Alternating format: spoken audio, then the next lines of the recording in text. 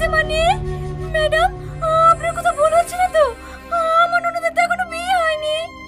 হ্যাঁ, বিয়ে হয়নি? না। তাহলে আপনার ননদকে জিজ্ঞেস করুন। কোনো ছেলের সঙ্গে হয়তো অবৈধ সম্পর্ক আছে। আমার চেকআপে কোনো ভুল নাই। কার সঙ্গে অকাজ করেছে তাই বল। তোমরা যাকে জামায়াত করে খাওয়াতে তার সাথে, ওই প্রধানের ছেলে আজিজের সাথে। হ্যাঁ।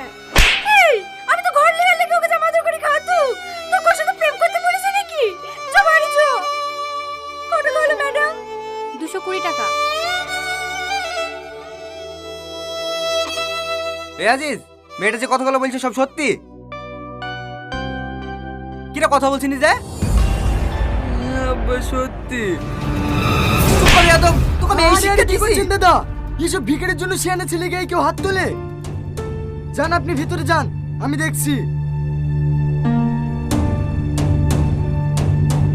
এই লাও ধরো, ভালো একটা ছেলে দেখি বোনের বিয়ে দিয়ে দাও গা।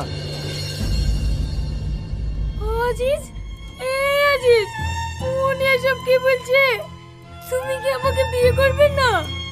হ্যাঁ, তোমার কি মাথা খারাপ হয়েছে? তোমার মতো মেয়েকে আমি বিয়ে করবো? ও দেখো আঙ্কেল 2 লাখ টাকা দিছে, অন্য জায়গায় বিয়ে করে ফেলো গা। আর হ্যাঁ, বাচ্চাটা নষ্ট করে দিও।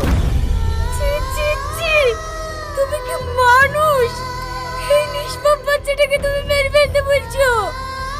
তুমি না আমাকে বলেছিলে বাঁচলে দুজন একসাথে বাঁচবো, মরলে দুজন একসাথে মরবো। আজ কোথায় গেল তোমার সেই ভালোবাসা? ভালোবাসা? তোমার মতো ভালোবাসা প্রতি সপ্তাহে আমার একটা করে চেঞ্জ হয়। আঙ্কেল টাকা দিচ্ছে, নিতে চাইলে নাও, নাহলে বাড়ি থেকে বেরিয়ে যাও। বাহ, তোমার আসল রূপটা আজকে আমি দেখতে পেলাম। ভালো, খুব ভালো।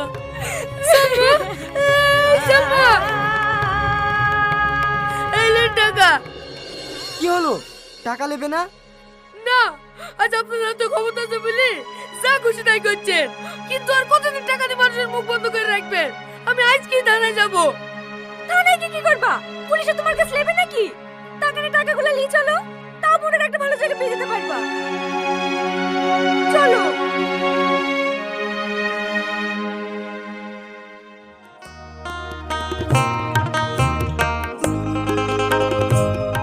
এদালে ওষুধটা খেলে।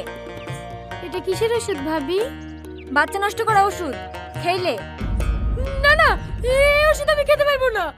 খেতে পারবে না মানে? না খেলে বাচ্চা নষ্ট কি করে হবে?